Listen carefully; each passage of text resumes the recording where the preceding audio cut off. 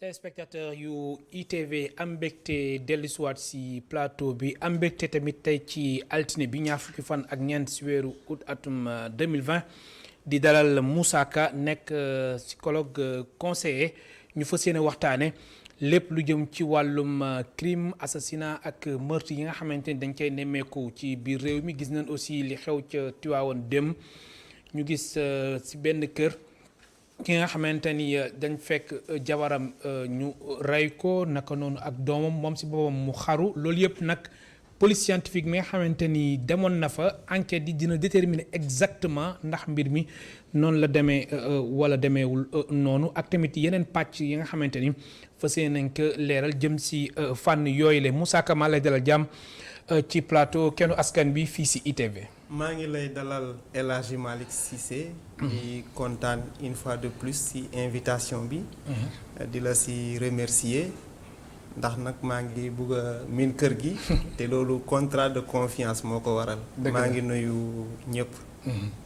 jërëjëf Moussa alors psychologue conseiller Moussa suñ ko déggee mooy lan ndax dañuy dégg sociologue ak tamit yeneen pàcc socio anthropologue mais psychologue conseiller mooy lan. waaw psychologue conseiller mooy ko xam ne dafa jàng ci mbirum xel Sénégal nag am na fi mais pour nga doon psychologue conseiller da ngay jaar d'abord département de philosophie nga am fa sa master 2 dañ la wax maîtrise walla nga def sociologie nga mun a am même diplôme bi nga def psychologue conseiller. ñi nga xam ne dañoo jàng psychologue conseiller dañoo am lu ñu wax xarañte ci wàllu njàngat ci société. njàngat également ci xelu nit nu muy demee. mais jàngat surtout ci affaire lu ñuy wax orientation scolaire et professionnelle. ndax ñoom ñu ngi au niveau du ministère de l'éducation mais. lu ñu mun a jàpp te nga xam ne moom moo boole psychologue yi yëpp mooy dañoo jàng mbirum xel. doomu aadama nan lay fonctionner. waaw. mu nekk lu am solo gis nañ aussi li xew Tivaouane dem yow loolu noo koy jàngatee. waaw lu xew Tivaouane yem na ñëpp. parce que dañoo nekk. ci société bi nga xam ne daanaka Sénégal xamuñ woon yooyu man bu ma liiree bu ma amee information bi vraiment nekk na lu métti mais nag du point de vue psychologique ce n'est pas surprenant. lu tax loolu war nañ ko mën a gis xamaguma lan moo waral crime bi mais mun na nekk ñaari mbir yoo xam ne mun na am même bu dee mun na am ay justification yu bëri en matière de criminologie. ñu koy gis sax ci image yi. waaw ci image yi waaw. voilà effectivement. ak gis ak police scientifique. périmètre de sécurité bi nga xamante ni teg nañ ko. waaw ñu ngi daal di xool. voilà merci loolu am na ci njàngat bu gën a gàtt bi nga xam ne moom lañ war a teg yu mel ni bu amee. mun na doon lu ñuy wax crime passionnel. oui crime passionnel. mooy nit ki peut-être affaire passion bëgg-bëgg bu ëpp boo xam ne peut-être mu am déception ci nit war na mun a tax mu def loolu loolu crime passionnel la. mais loolu crime passionnel nit ku normal dina ko def est-ce que. waaw xam nga. nit ku ànd ak xelam. waaw ànd ak sagoom. waaw xam nga. est-ce que dina def crime. loolu. normal ak anormalité. loolu dafay indi tamit ay analyses yu bari. waaye dès lors que nit ki mënatul contrôler boppam ba muy def yenn actes yi rek xamal ne dugg na ci phase d'anormalité. mooy dugg na ci li nga xam ne nekkul yoon tàmmuñu di ko gis parce que tout simplement dafa nekk moment boo xam ne moom moomatul boppam. moomatul boppam donc amatul contrôle bi nga xam ne moom moo tax li muy def. mu daal di ko bëgg walla mu di ko bañ. nit dafa day toll moment boo xam ne effectivement day non seulement day perdre conscience mais dañuy wax tamit day ñàkk xelam. parce que nag xel mooy commander nit moo koy defloo di ko bàyyiloo waaye boo demee ba nga xam ne xel mi nekkatu fi effectivement li ngay def dootoo ko tey. Dans le cas du crime passionnel dina fekk nit ki nag effectivement centre de commandement bi nga xam ne moom mooy doxal nekkatul xel mi waaye dana nekk xol bi mooy doxal nit. waaye nag ñun xam nañ doomu aadama moom saa yu xol bi commandé acte yu muy def xam nañ lu ci topp erreur lay doon mooy cas crime yi nga xam ne dafay am. alors ñu nemmeeku ni mbir mi dafa commencé bari. peut-être ma waxaat beneen cause bi. mun na doon également li ñuy wax crime justicier maanaam crime justicier mooy bi nga xam ne dañ la koy def mu métti nga bugg koo faj ci saasi. parce que dafay métti ci sa xol nga ne da nga koy faj. faj boobu tamit dana indi crime justicier pour rétablir la justice. waaw nag gisoon nañ fu mel ni Thiès. waaw mooy ki nga xamante ni dafa am ku jigéen ku mu doon génnal bëgg a takk coow loolu noonu. waaw bañ ni dafa ñëw rey ko mu nekk rey bu ñaaw. waaw alors lan moo tax mbir mi commencé bari léegi ci réew mi dafa bari de. waaw bari na trop. xam nga koo xamante ni day rey yaayam wala papaam wala frère am wala sœur am wala doomam. waaw yooyu yëpp tax xam nga xamante ni vraiment ci yow la bokk. nga jur ko. wala mu nekk sa waajur. ngay def loolu. waaw xam nga peut-être ñaari analyse la ñu mun a def. au niveau macro mooy au niveau social mun nañ def benn analyse boo xam ne moom mooy indi la fréquence de ces cas-là. mais également au niveau individuel maanaam ci nit ki ci boppam. ñu xool lan mooy waral nit ki en tant que individu mu am yenn comportement yi walla muy jëf yenn jëf yi. bu ñu ko jëlee au niveau social xam nga société boo gis dafay évoluer société boo gis dafay avancer dafay am ay changements. au niveau social. changement yooyu nag lu koy waral dafa bari. parce que nit mooy société doomu aadama mooy société boo xam ne moom day avancer rek. du dellu gannaaw. day avancer rek parfois nag fu muy jëm mun na doon jëmukaay bu baax walla mu doon. jëmukaay bu bon.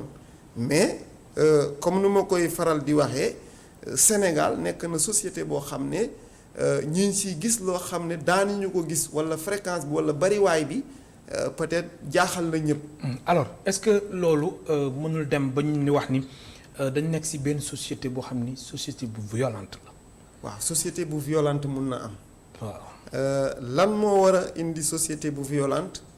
mun na am ay facteurs yu bari yu koy boole. xam nga booy analyser criminalité il faut nga wax lan mooy les facteurs. provocateurs yan facteur mooy tax loolu di am.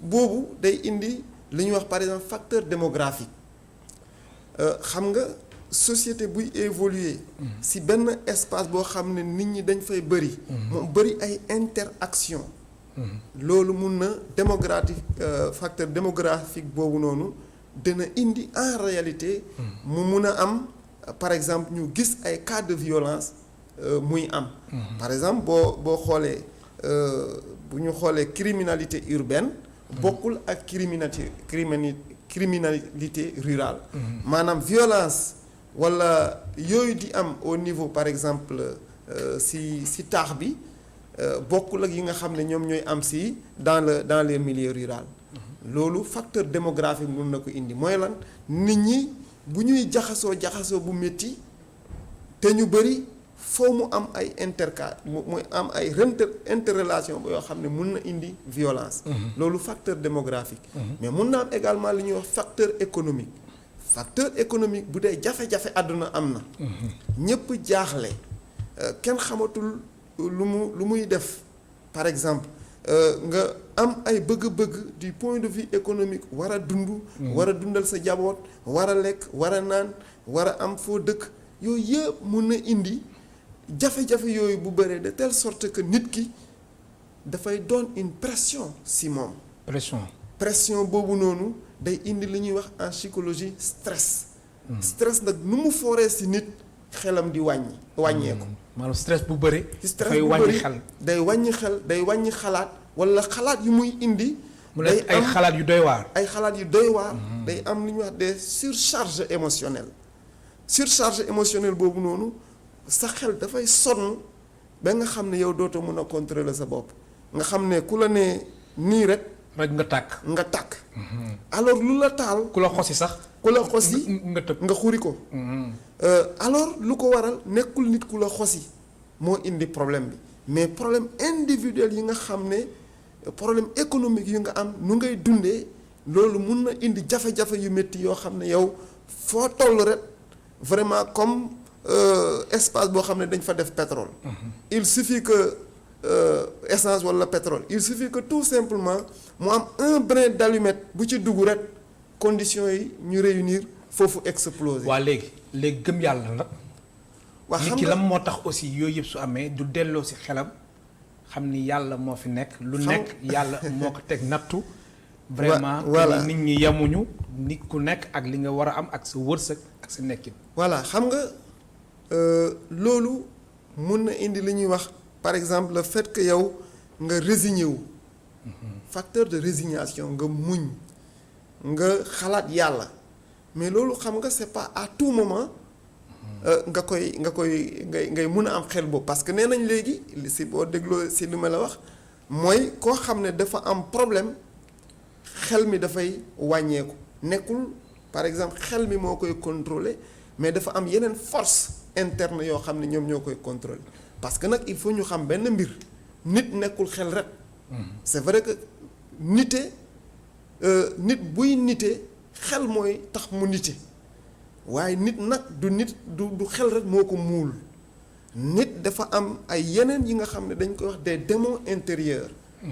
yi nga xam ne ñoom ñooy tax nu muy doxale ñooñu tamit dañuy participer ci comportement am. mais également nit ki nuñ la yaree sa éducation milieu social bi nga xam ne yow. foofu ngay dund foofu ngay évoluer foofu nga yaroo loolu tamit dafay jouer ci sa personnalité. personnalité boobu nag am na milieu yoo xam ne foofu ngay màggee dina am de telle sorte que dafay am influence ci sa personnalité. kon éducation bi aussi am na solo. éducation bi ak tamit lu ñuy wax lépp lu jëm ci wàllum jikko yi. voilà valeurs yi non seulement dafa am solo mais dinaa ci yokk. dafa fondamental ci nit. éducation waaye nag dafa fekk éducation parfois dafa am ay inter-influence yu bari yi nga xam ne ñoom ñooy muule nit ki ñoom ñooy defar jikko bi. parce que éducation nekkul ci kër gi rek. mbedd mi éducation la n'est-ce pas mais comment dirais-je kër gi éducation la mais mbedd mi tamit éducation la. mais jafe-jafe bi nu mu bëree léegi mooy que.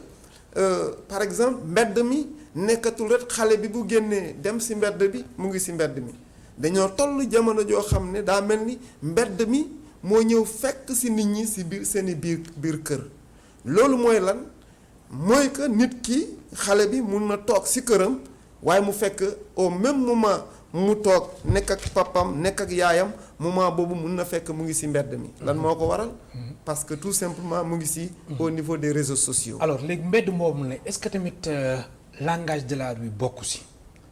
waaw kàddu yi nga xamante ni moom la ñuy wax ci mbedd mi est-ce que demul ba nekk ay kàddu yu ñagas yu doy waar.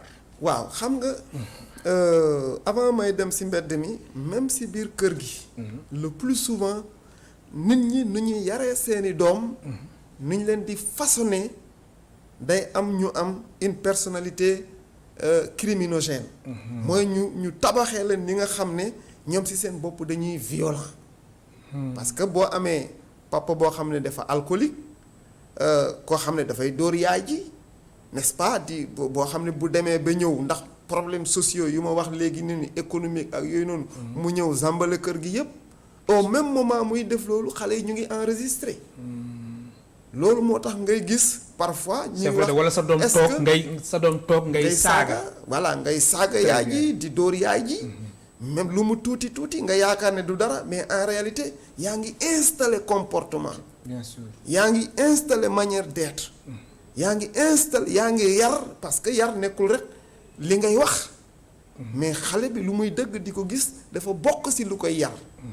même bu mënagul wax muy enregistrer dans le subconscient maanaam ci xel mi parce que xel nag dafa am bari ay niveau xel moo xam ne yëg-yëg bi yaa ngi koy yëg ak xel moo xam ne yëguloo ko mais daf lay influencer loolu la ñuy wax le subconscient en psychologie loolu tamit daf lay day influencer sa comportement de telle sorte que yow booy def doo xam lu tax ngay def mais yaa ngi def. yaa ngi def et le plus souvent loolu da ngay def ba pare nga doog a xam ne nag def nga njaaxum. te dama yaakaar ne dans ce cas précis. luy waral nit mu def njaaxum ba pare mu constater ne carrément def na njaaxum mu ne lii fan laa koy waxee parce que xel mi day dellu si. après mu ne lii moom. xaru mënuma ko dundaale dama war a dee. loolu mooy indi nit def crime ba pare mu walbatiku effectivement mu xaru. mu xaru rey boppam mu xaru rey boppam parce que bu constaté au moment où bi nga xamee ne moom ñëwaat na nekk nit ki nga xam ne moom la nekkoon avant muy def bavure bi maanaam avant muy def. acte bi maanaam njuumte boobu walla njaaxum boobu avant mu koy def. peut-être après lay wax ne ah ndekete man lii laa def mu constaté ko. mais mun na tamit y a plusieurs possibilités yi nga xam ne ma waxaat ko. mën na tax nit di def yenn yi. par exemple bu dee un criminel criminel passionnel criminel pervers.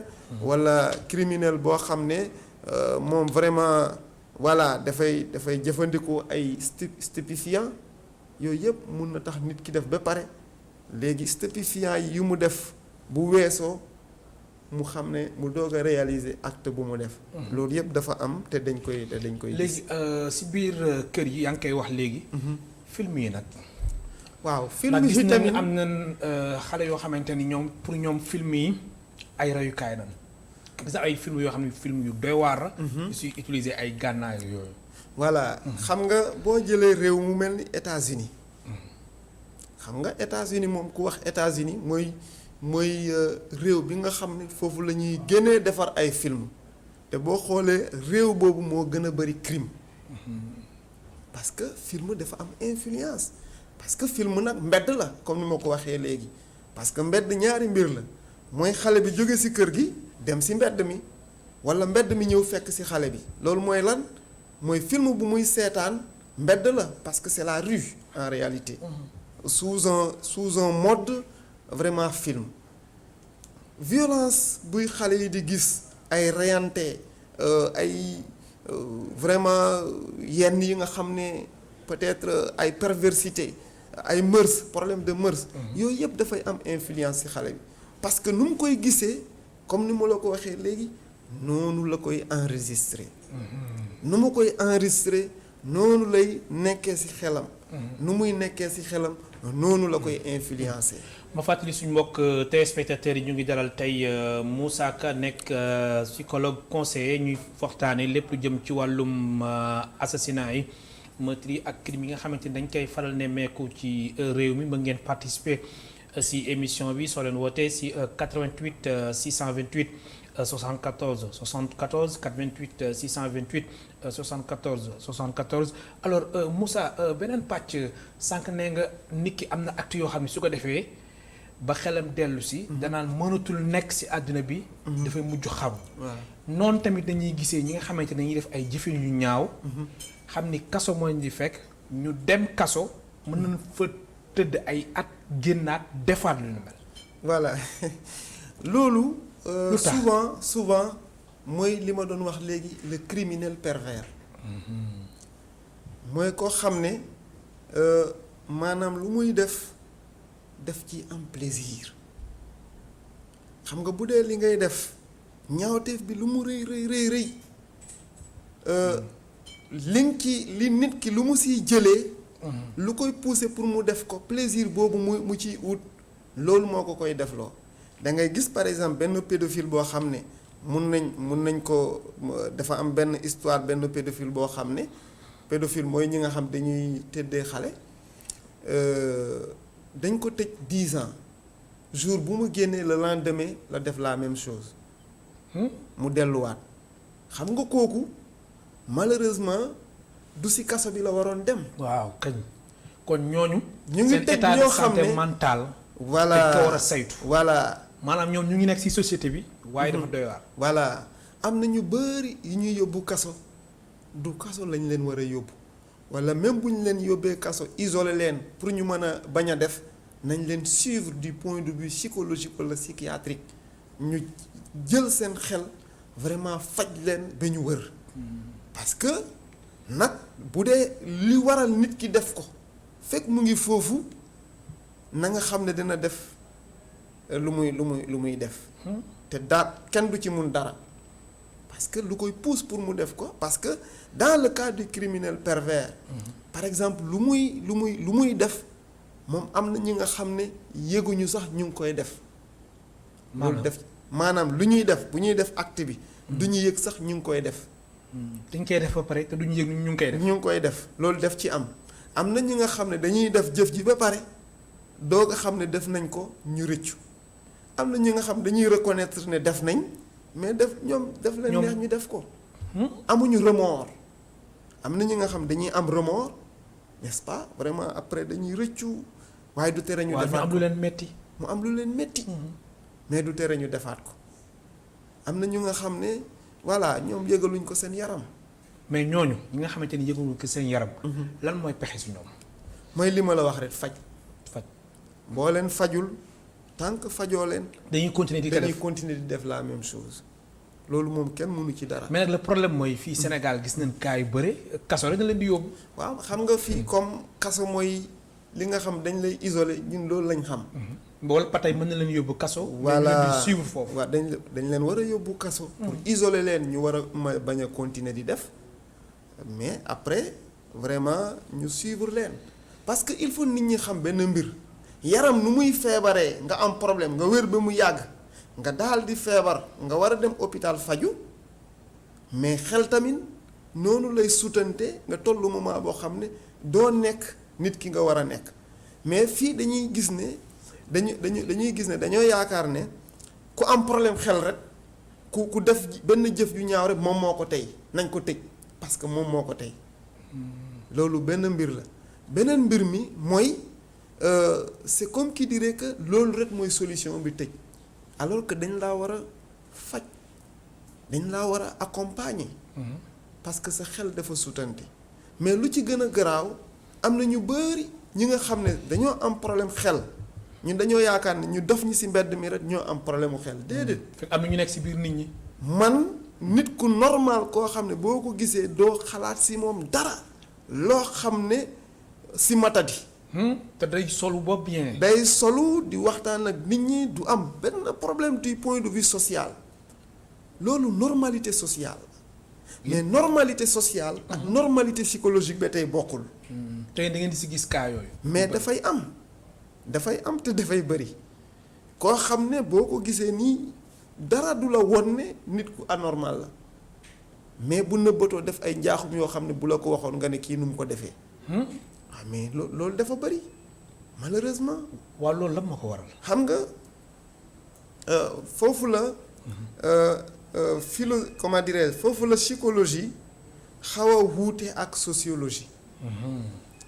xam nga. très bien nga baal ma différence boobu dañ ko yaatal léegi ma jël téléspectateur bu njëkk bu nekk ci ligne bi allo. allo. allo oui. bismillah. salaamaaleykum. waaleykum salaam wa rahmatullah. na ngeen def. alhamdulilah. alhamdulilah sant yàlla. ci ITV laa bëgg a dugg. yaa ngi en direct bismillah. maa ngi en direct voilà. ok maa ngi nuyu bu baax a baax ci invité bi. Moussa Ka docteur. wala conseil psychologue Moussa Ka.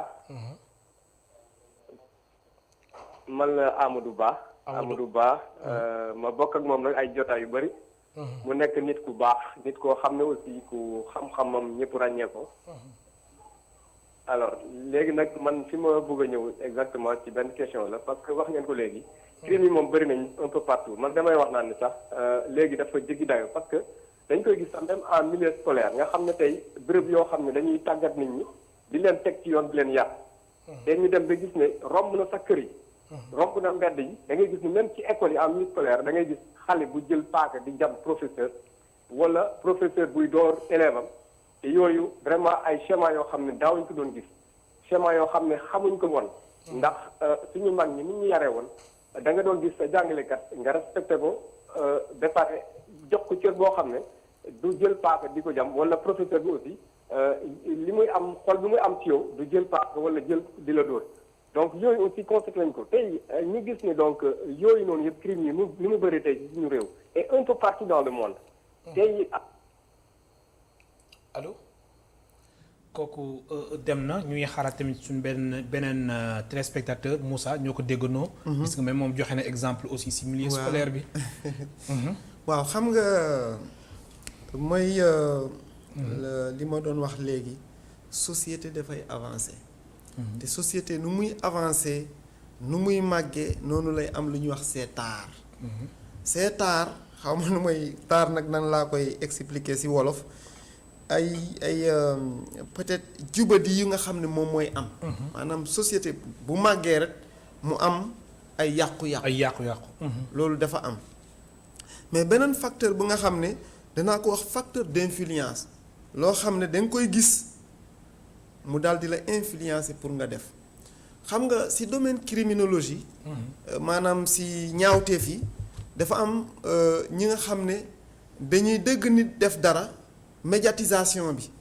xam nga médias yi tamit dañoo am influence ci loolu parce que bu dee yow yaa ngi doon bañ walla di doon nëbbatu walla nga doon ragal def mbir nga dëgg am na ku ko def ci médias yi ñépp di ci wax yow finalement dootul doon problème ci yow xaw ma ndax comprendre nga li ma bëgg a comprendre naa c'est-à-dire am na xew-xew yoo xam ne bu ñu jëlee cas homosexualité. exemple la rek nit nekk un homosexuel mu koy nëbb du ko mës a jéem a xalaat mu koy wax ba mu gis ci télé bi walla ci réseaux sociaux yi ñu leen di tudd lu bari finalement day wax comme nekkul man rek kon dafay am lu ñuy wax décharge morale walla décharge émotionnelle comme du man rek kon nekkul problème maanaam dafay dugg cadre normalité donc violence yi nu muy bëree ñu koy médiatiser loolu day dugg ci cadre normalité lu doon jaaxal nit ñi jaaxalatul kenn parce que bëri na finalement du tiital kenn. mais tamit médias yi est-ce que nekkuñu seen rôle comme yooyu su amee ñu koy wax.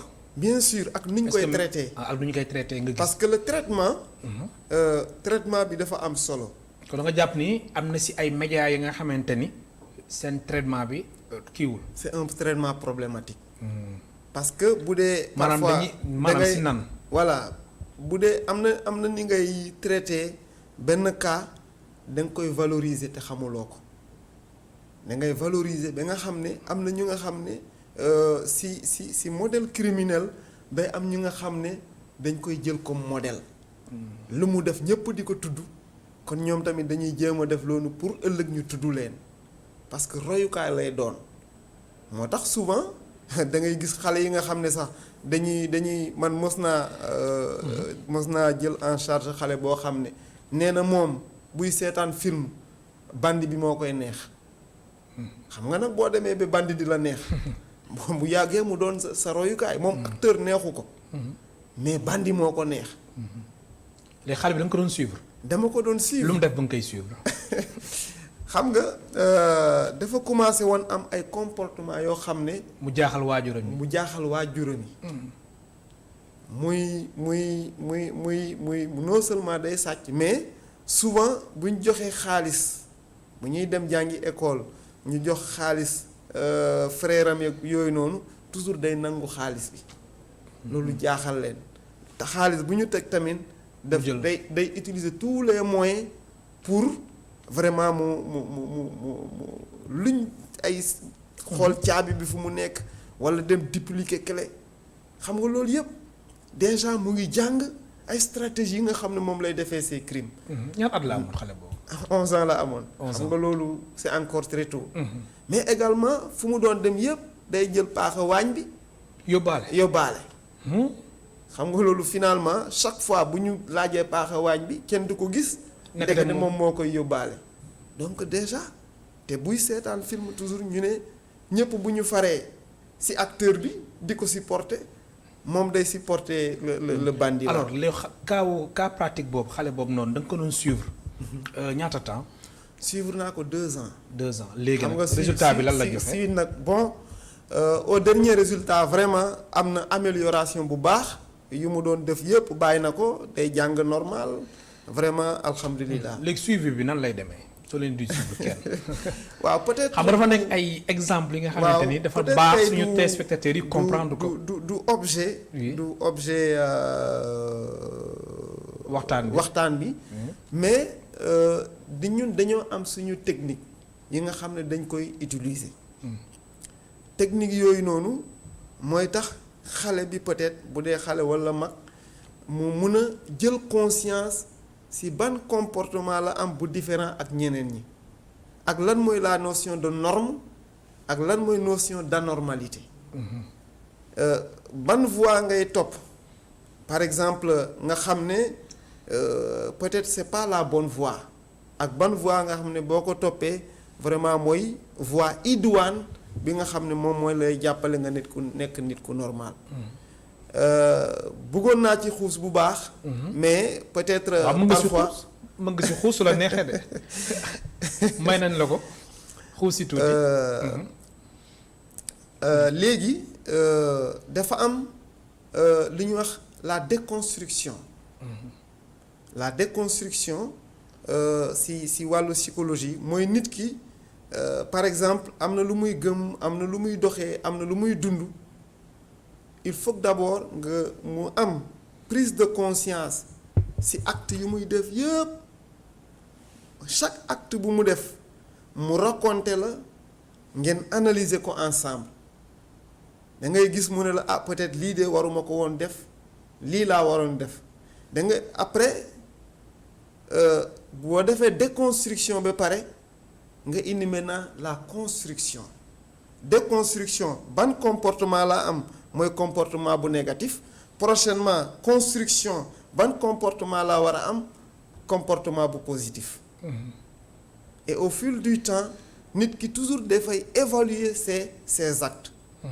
bu dee loolu la ñuy wax par exemple la thérapie comportementale boo defee thérapie comportementale chaque acte du comportement nit ki daf koy évaluer lan moo ci baax lan moo ci bon te bu defee toute la journée par exemple bu yeewoo ci suba ba guddi gi bu muy tëdd war na def un bilan de sa journée mu xool yan comportement ñoo positif yan comportement ñoo négatif. am na solo alors sànq ki woote woon mu ngi ko doon wax.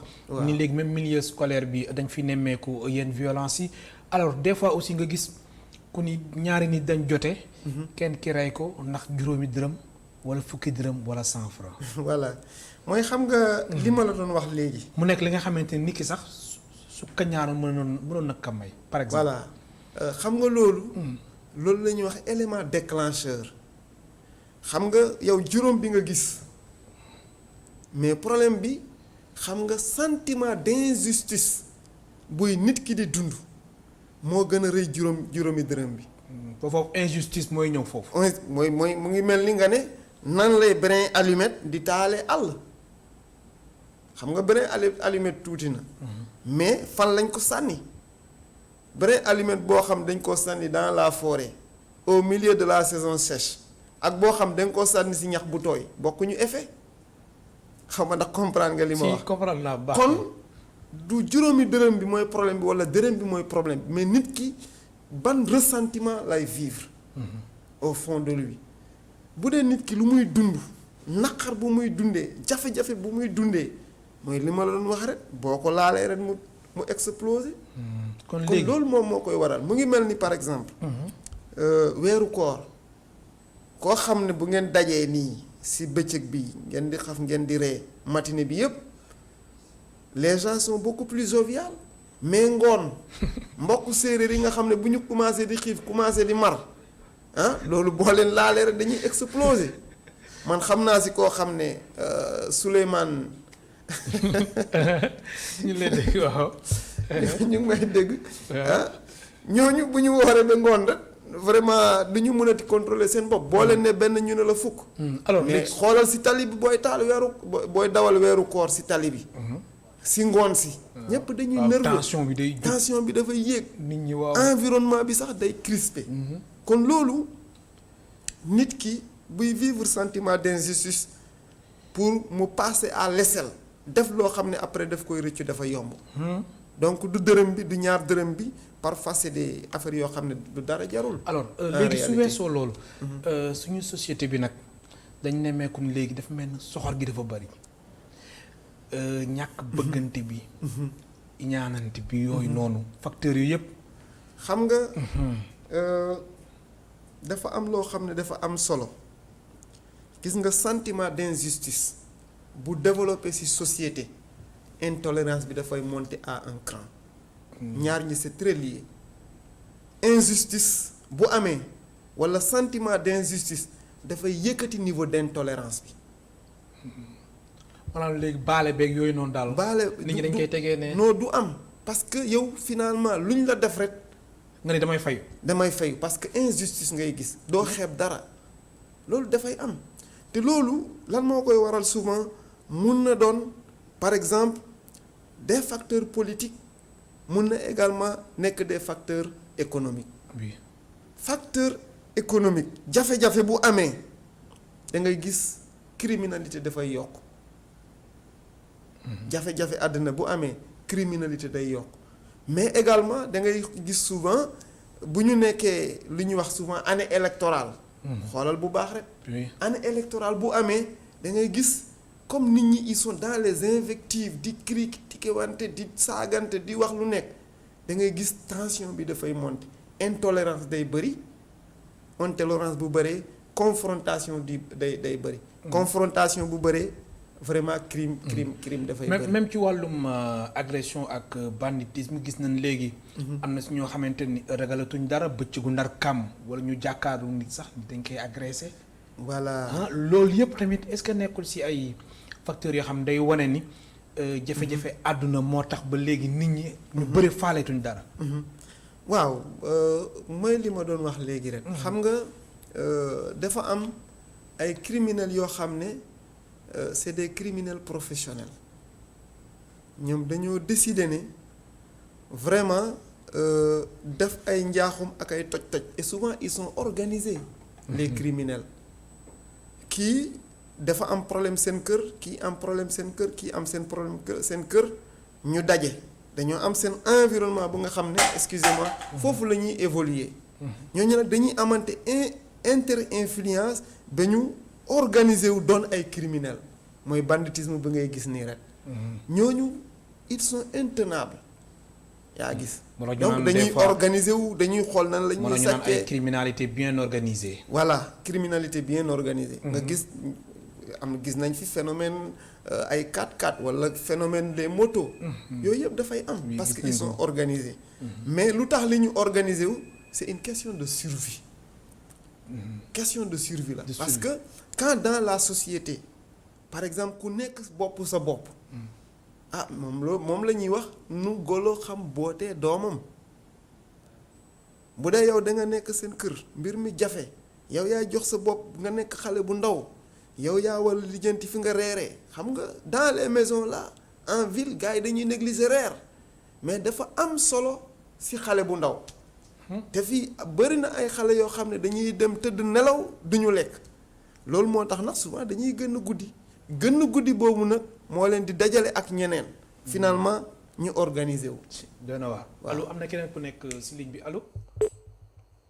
allo kooku dem na ñu si jégalu bu baax a baax alors beneen aspect bi nga xamante ni bëggoon nañ ko waxtaanee daanaka sax ñeenti simili moo ñu dese léegi lan nga jàpp ni moo war a nekk solution bi. waaw balaa may ñëw ci solution bi maa ngi nuyu sama xarit boobu Amadou Ba. maa ngi koy nuyu bu baax ci woote bi. am na solo bu baax. question bi parce que criminalité en milieu scolaire. il faut que ñu xam ne le monde scolaire maanaam école bi ce n'est pas un monde à part c'est le prolongement de la société parce que nit ki lu muy jëlee këram nag du ñëw ba ci buntu école bi mu bàyyi ko foofu. daf koy yóbbaale. waaye donc nekkul société boo xam ne dafa à part quand société bi bu amee problème école day am problème loolu moom c'est très clair. laataa sax ñu ñëw ci solution bi sànq aussi. ñu yan doon wax mbirum différence bi nga xamante ni ci lay ñëw entre sociologue ak psychologue. waaw xam nga sociologue dafay analyser la société de manière globale. dans sa globalité. donc c'est la psychologie même de la société en tant que telle. alors que la psychologie c'est la société au sein de l'individu. maanaam influence société bi ci individu bi ba mu am comportement particulier bii nii parce que comportement individuel boo gis ci nit jëlewu ko fenn fu dul c'est à cause de la société waaw kon loolu mun nañ ko jàppee noonu c'est le macro et le micro. alors est-ce que lii aussi warul nekk occasion aussi autorités yu xoolaat bu baax a baax lépp lu jëm ci wàllum circulation des armes ak tamit vente alcool bi. fondamentalement xam na ay jamono joo xam ne dañoo wax sax ay alcool ñaar fukk. fondamentalement loolu c'est obligatoire. loolu la ñuy wax criminalité toxicomane. mooy koo xam ne am na yu muy jëfandikoo moom mooy tax muy def crime ci ñaari mbir mooy. bu jëfandikoo mënatul nekk ci xelam il faut donc mun na def violence mun na def crime sans mu rendre ci compte walla mu soxla li nga xam ne moom mooy tax mu am équilibre mental ak émotionnel mu dem def crime ndax mun a faj soxla boobu noonu ñaar yooyu ñoo am maintenant imaginez si un pan de la société man lu gën a bari ci xale yi ñu ngi jëfandikoo drogue kon criminalité dafay bari mooy alcool bi mooy drogue bi mooy yamba bi moo tax bu ma déggee ñu ne nañ légaliser yamba def naa fi benn émission boo xam ne waa ji loolu lay défendre. te yow àndoo si. mais loolu man mënuma ci ànd. parce que société yi nga xam ne dañ koy def c'est différent ak suñu société yi ñun société bi bu ñu am bi nga xam ne pauvreté bi dafa am doole. nit ki donc day dem trouver solution de ces problèmes dans la toxicomanie. bu dee yow nag foofu nga gis solution dootoo nekkati nit ku normal. alors yow en tant que psychologue conseiller lan mooy ci avis ci peine de mort. peine de mort ànduma ci. c'est vrai que am na beaucoup nit ñi nga xam ne nee nañ peine de mort mais nekkul solution des problèmes parce que nit ku def crime rek am na lu tax. peut-être mu def ko et le plus souvent le criminel il est victime de la société victime de troubles psychologiques victime parfois la société sécrète ses propres criminels la société elle-même sécrète ses propres criminels société bi moom mooy defar nit ñi nga xam ne société bi mooy décider ñu doon criminel si naka lu ko waral mooy li ma doon wax rek bu dee sentiment d'injustice dafa développé te xam nga bu ñu waxee sentiment d'injustice la société peut être injuste bu dee dañoo nekk ci société par exemple d'accaparement nit ki boppam rek lay gis nan lay dajalee le maximum de richesse alors que à côté de chez toi il y a des gens qui pataugent dans la pauvreté nga jéggal ma maa ngi wax français bu bari. mais boo gisee loolu dafay réveiller un sentiment d'injustice même au niveau politique. même au niveau politique quand une société par exemple a un fort sentiment d'injustice en elle-même ça développe la criminalité. kon jar na gestu bu baax. autorités yi ak ñëpp ñu bàyyi si xel. ñu gën a bàyyi xel léegi solution bi lan la. jëm ci solution bi lan la crime yeeg yëpp wàññeeku. crime yi il faut d'abord xam nga bu ñu waxee peut-être économie ñu wax ñu ne États-Unis bari na économie mais ñan ñooy les vrais criminels aux États-Unis ce sont des exclus de la société donc ñu gën a nekk une société solidaire. il faut que solidarité bi ñu siy bàyyi xel. parce que autant boo gisee suñu société amuloon yooyu noonu yépp c'est parce que boo gisee ku sonn dañ koy jàppale du ñu bàyyi kenn ak boppam mais tant que ñu ngi bàyyi nit ñi ak seen bopp ku amul si loo jàpp nga jëm koo jàpp si ñi nga xam ne nit ñi loolu lañ yor. te loolu mooy indi criminalité. agression yi loolu moo koy indi donc solidarité mais également au niveau des familles que vraiment. Parents yi gën a bàyyi xel ci seen doom ci éducation li ñuy wax éducation à la parentalité positive man dama gis ne tey même parents yi psychologiquement dañ leen war a jàngalaat nan la ñuy war a yaree xale nan la ñuy war a yaree seeni doom parce que nag souvent lu ci gën a bari yaa ngi tabax mais yaa ngi tabax un criminel yaa ngi tabax un déviant te xamuloo ko parce que yaa ngi exercer une violence si moom te moom bu màggee violence boobu noonu lay répercuter au niveau social moo taxoon ma ne chaque criminel a été d'abord victime avant de devenir criminel. Moussa Ka maa lay gërëm bu baax. di la sant maa ngi lay jaajëfal. xaw nañ xaabaabal sax. ndax waxtaan bi moo neex ñu lay gërëm bu baax di la sant. merci beaucoup maa ngi lay nuyu di la remercier une fois de plus. di nuyu sama collègues yi les psychologues conseillers. oui. maa ngi leen di nuyu bu baax. Boubacar Sigine Sy. maa ngi nuyu waa CHEDS tamit. mooy centre des hautes études centre des hautes études. de défense et de sécurité de défense et de sécurité merci beaucoup. de défense et de sécurité maa ngi jaajëfal ñëpp. merci beaucoup di la gërëm baax di la merci. sant Moussa Ka ma fàttali yow psychologue conseiller nga bokk téléspectateurs yi yéen tamit amuñu seen fay di leen gërëm baax di leen sant di jégalu baax a baax si xaabaabal bi ba suba incha allah. merci beaucoup.